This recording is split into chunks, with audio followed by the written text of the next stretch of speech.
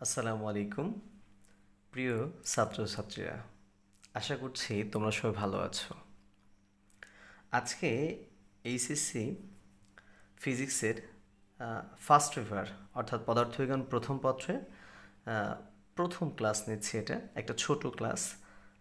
2025-এ যারা প্রথম বর্ষে উত্তীর্ণ হচ্ছ, যারা এসএসসি পরীক্ষা দিয়েছো তাদের জন্য, অথবা অন্য যারা ফার্স্ট ইয়ারে উঠবা বা সেকেন্ড ইয়ারে উঠেছো, যারা রিভিশন দেবে তাদের জন্য ভেক্টরের প্রথম অংশটুকুন আলোচনা আর কি। তো আমরা পদার্থবিজ্ঞান প্রথম পত্রে জানি মোট 10টি অধ্যায় আছে।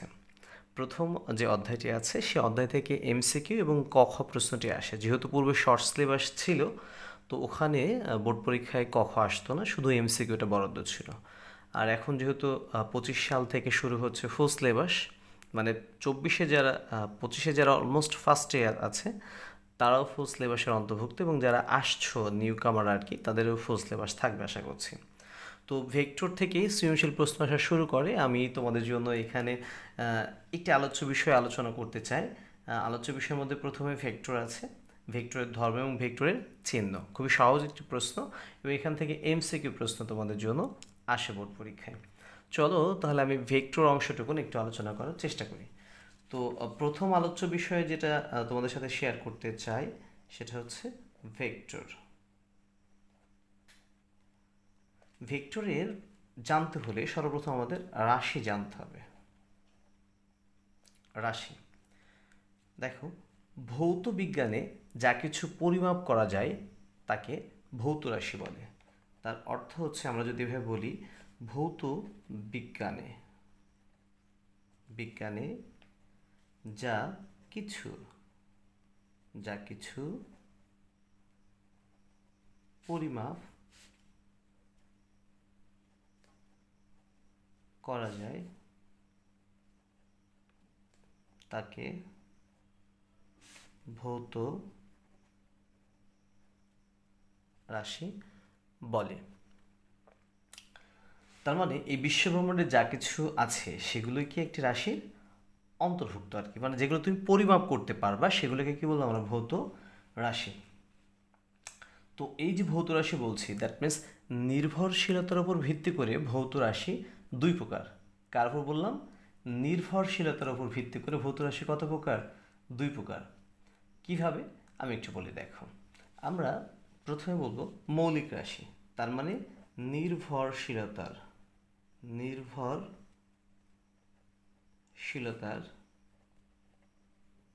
ওপর ভিত্তি করে রাশি দুই প্রকার। নাম্বার 1, মৌলিক রাশি। নাম্বার 2, লব্ধ রাশি।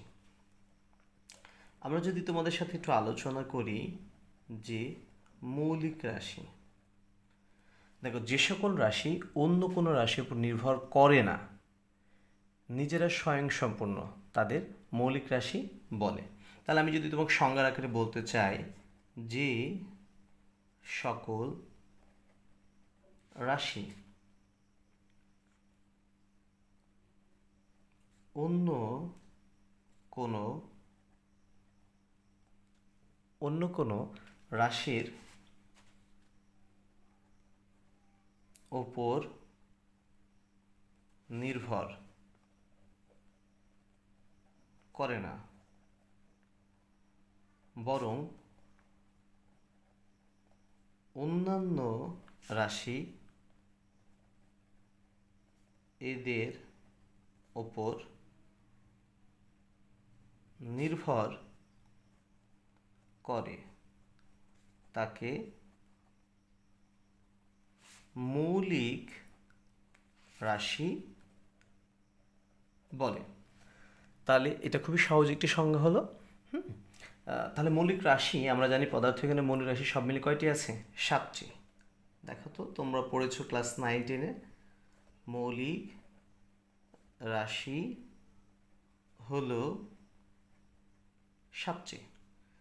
তাহলে আমরা রোমান হরফে লিখতে পারি। প্রথমে জানো দৈর্ঘ্য, লেন্থ, দৈর্ঘ্য, মাস, ভর, টাইম সময়।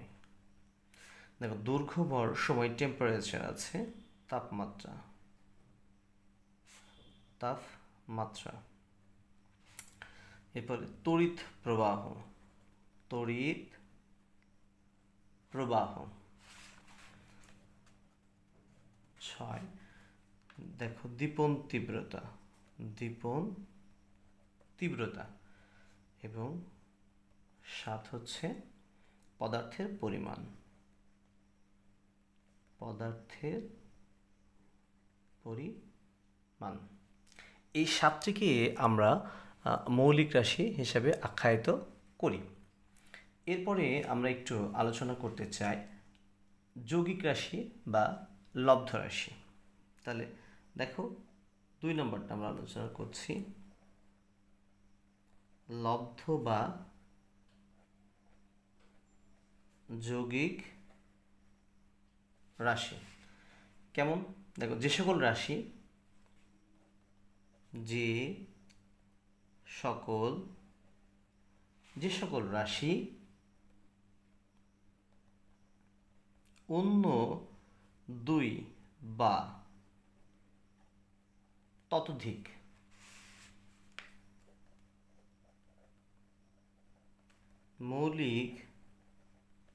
মৌলিক রাশির উপর নির্ভরশীল,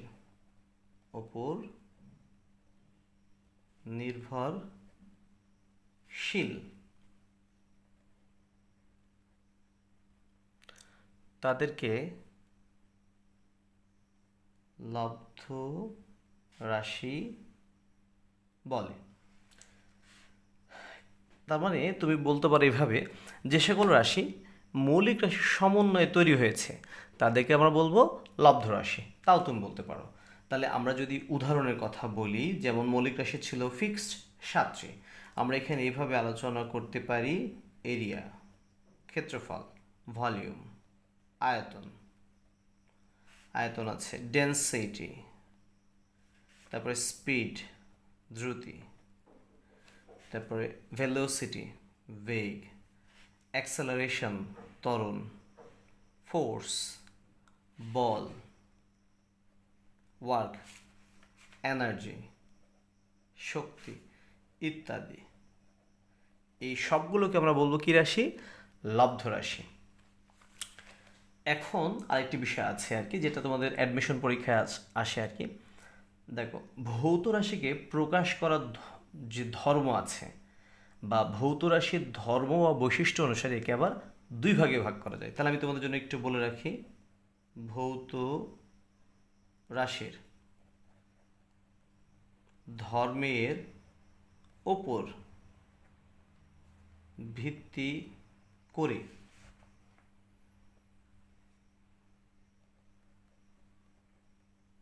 ইহাকে 2 ভাগে ভাগ করা যায়। এক আমরা আলোচনা করতে পারি, সেটা হচ্ছে scalar quantity and vector quantity. ধরো আমি ক লিখলাম, স্কেলার রাশি, খ ভেক্টর রাশি। তাহলে প্রথমত এটা আমরা নতুন একটি পৃষ্ঠা নিতে যাচ্ছি, যেটা আরেকটু আলোচনা করব, যে 2টি অংশ আছে সেখানে আমাদের লাগবে। যে স্কেলার রাশিটা তোমাদের সাথে প্রথমে একটু আলোচনা করতে চাই, সেটা তোমরা অনেক আগে পড়েছো স্কেলার রাশি। আমি সংজ্ঞাটা না লিখে তোমাদের একটু বলে রাখি, স্কেলার রাশি যে সকল ভৌত রাশিকে সম্পূর্ণরূপে বা সম্পূর্ণভাবে প্রকাশ করার জন্য শুধুমাত্র মানের প্রয়োজন হয়, কিন্তু দিক নির্দেশের কোনো প্রয়োজন হয় না, তাকে বলা হয় স্কেলার রাশি। তাহলে সহজ করে কি বললাম তোমাদের, যে সকল ভৌত রাশিকে প্রকাশ করার জন্য শুধু তার ভ্যালু প্রয়োজন, অর্থাৎ মান প্রয়োজন, কিন্তু তার দিকের কোনো প্রয়োজন নেই, তাদেরকে বলা হয় স্কেলার রাশি। তাহলে আমি এক্সাম্পল হিসেবে তোমাদের সাথে একটু আলোচনা করি, যেহেতু সংজ্ঞাটা লিখে দিলাম না। উদাহরণ দেখো, আমরা বলতে পারি যে তার আগে একটু বলে রাখি যে মৌলিক রাশি যে সাতটি তোমাদের সাথে আলোচনা করলাম, দৈর্ঘ্য, ভর, সময়, তাপমাত্রা, তড়িৎ প্রবাহ, দীপন তীব্রতা, পদার্থের পরিমাণ, এই সাতটি রাশি কিন্তু মৌলিক রাশি, ফান্ডামেন্টাল কোয়ান্টিটি আর কি। হ্যাঁ, তো এছাড়াও তোমাদের আমি একটু আলোচনা করতে পারি, যেমন দ্রুতি, এরপরে হচ্ছে কাজ,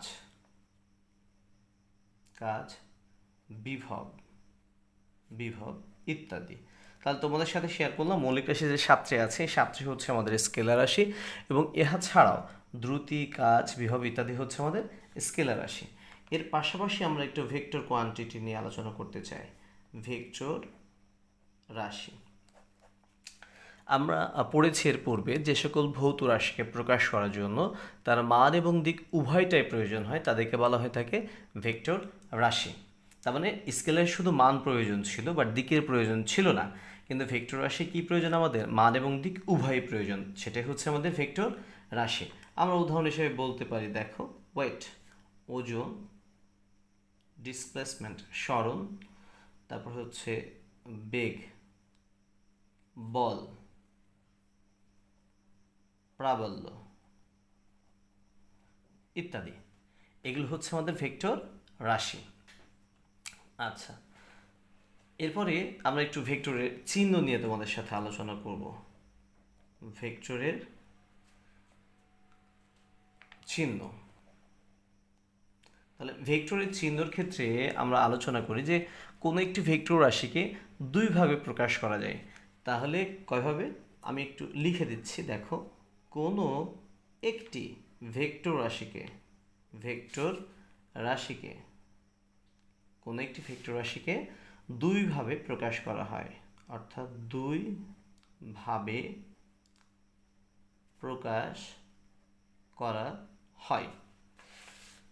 তাহলে আমরা এখানে একটু আলোচনা করতে চাই যে অক্ষর দ্বারা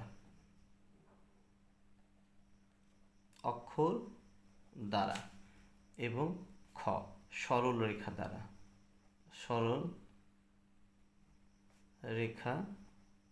দ্বারা। দেখো, তার মানে ভেক্টরের যে চিহ্ন আছে, মূলত ভেক্টরকে দুইভাবে প্রকাশ করা যায়, একটা হচ্ছে অক্ষর দ্বারা, একটা হচ্ছে সরলরেখা দ্বারা। একটু আলোচ্য বিষয় হচ্ছে অক্ষর দ্বারা কিন্তু আবার 4 ভাগে ভাগ করা হয়। তার অর্থ হচ্ছে অক্ষর দ্বারা ভেক্টর রাশিকে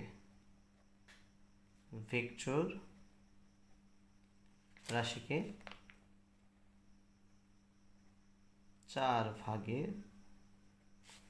ভাগ করা যায়। কিভাবে? 4টি আমি ছোট ছোট করে তোমাদের জন্য বলার চেষ্টা করছি। দেখো, কোনো একটি অক্ষর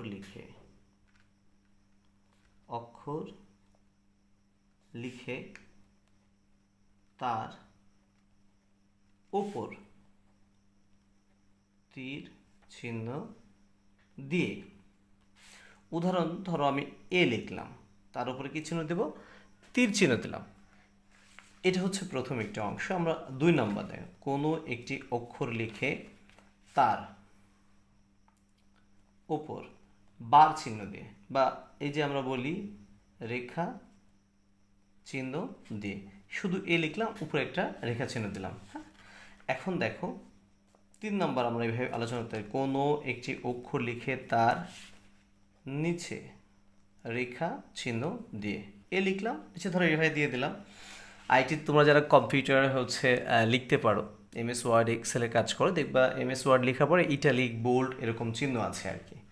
হ্যাঁ, তো 4 নম্বর অংশ এরকম আছে, তোমার ছাপার সময়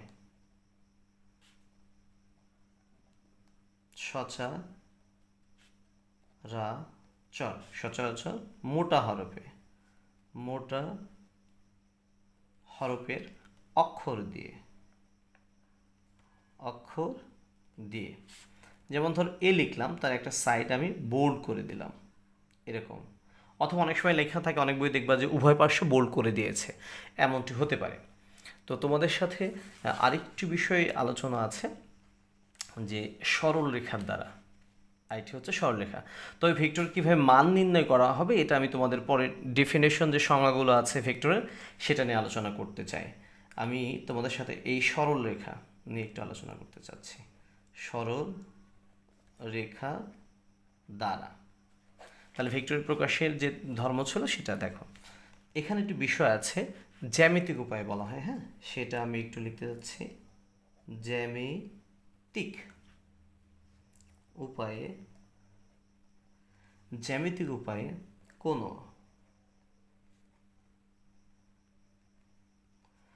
কোনো ভেক্টরকে একটি তীর চিহ্নিত সরল রেখা দ্বারা নির্দেশ করা হয়। কিভাবে? এই যে আমি ধরো একটি স্ট্রেট লাইন এরকম একটি সরলরেখা দিচ্ছি, হ্যাঁ এর নাম দিলাম ধরো ও, এর নাম দিলাম পি। তাহলে আমি একটু এটা 1 খণ্ড 2 খণ্ড 3 4 খণ্ডে ধরো ভাগ করে নিলাম, একবারে ইকুয়াল করে নিতে পারি নাই বাট নিলাম আর কি। তো আমরা এটাকে বলতে পারি O P is equal to a vector. তো এখানে দেখো 4টি ভাগে ভাগ করা আছে। আমরা অনেক সময় এভাবে লিখতে পারি ওপি ইজ ইকাল টু এর মানের জন্য, হ্যাঁ মান যদি বের করতে চাই ভেক্টরে তাহলে দুই পাশে মডুলাস লিখে ভেক্টর উপর তীর চিহ্ন হয়, অথবা শুধু সংখ্যা লিখলে উপরে মডুলাস হবে না বা তীর চিহ্ন হবে না, তাকেও মান দ্বারা প্রকাশ করা হয়। যেমন ধরো এ ইজিক্যাল এখানে কত একক আছে, ধরো 4, তার মানে এর 4 একক হলো, 4 একক আছে। আমরা বিভিন্ন শহরে দেখবা যখন বেড়াইতে যাই, ঢাকা শহর আছে, রাজশাহী শহর আর বড় বড় সিটিতে যে কোনো রাস্তা বা ব্লক নির্দেশ করতে ওখানে অ্যারো সাইন ব্যবহার করা হয়ে থাকে। তাহলে তোমাদের সাথে এতক্ষণ যে আলোচনা করলাম সেটা অল্প ছোট একটি পার্ট ছিল, যেটা ভেক্টর, ভেক্টরের ধর্ম এবং ভেক্টরের চিহ্ন, এই 3টি অংশ নিয়ে ছোট একটি আলোচনা করলাম। এখান থেকে মূলত বোর্ড পরীক্ষায় এমসিকিউ ছাড়া কোনো সংজ্ঞা এখন পর্যন্ত আসেনি। আর এরপরে যে ক্লাসটা তোমাদের সাথে আলোচনা করব সেটা হচ্ছে ভেক্টরের কতিপয় সংজ্ঞা বা কতিপয় রাশি, যেখান থেকে বোর্ড পরীক্ষার প্রশ্ন শুরু হবে। ইনশাআল্লাহ এর পরের ক্লাসটি তোমাদের সাথে শেয়ার করার চেষ্টা করব। সবাই ভালো থেকো, সুস্থ থেকো, আল্লাহ হাফেজ।